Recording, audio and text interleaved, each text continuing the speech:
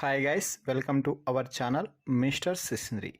Big Boss Telugu season 9 చదరంగం కాదు రణరంగం అంటూ ప్రారంభమై ఈ 2 వారాల పాటు కొంచెం స్లోగానే నడిచినప్పటికీ ఈ వీకెండ్తో ఈ షో జెడ్ స్పీడ్తో పైకి లేవబోతుంది అని తాజాగా విడుదలైన ప్రోమోను చూస్తేనే అర్థమవుతుంది.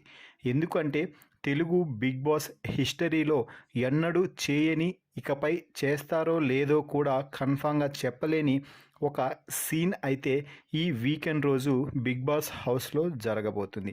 అది ఏమిటి అంటే కెప్టెన్సీ టాస్క్లో గెలిచి క్యాప్టెన్ అయిన వారి నుంచి కెప్టెన్సీని వెనక్కి బిగ్ బాస్ తీసుకోనున్నారు. అది ఎవరి నుంచి అంటే డీమాన్ పవన్ నుంచి.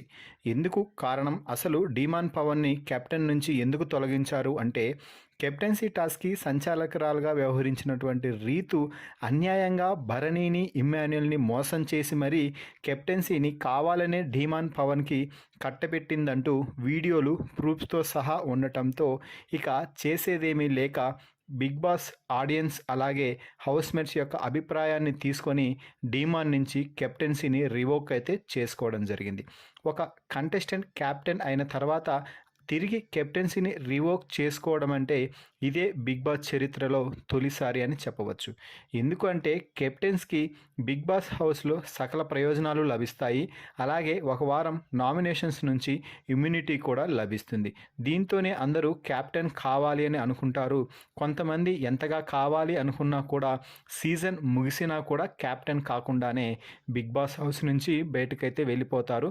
అయితే ఆదిలోనే డీమాన్ పవన్ క్యాప్టెన్ అయ్యాడు, కానీ రీతు కారణంగా చరిత్రలో నిలిచిపోయే స్థాయిలో తొలిసారి క్యాప్టెన్సీని రివోక్ అయిన కంటెస్టెంట్గా డీమాన్ పవన్ అయితే మిగిలిపోబోతున్నాడు.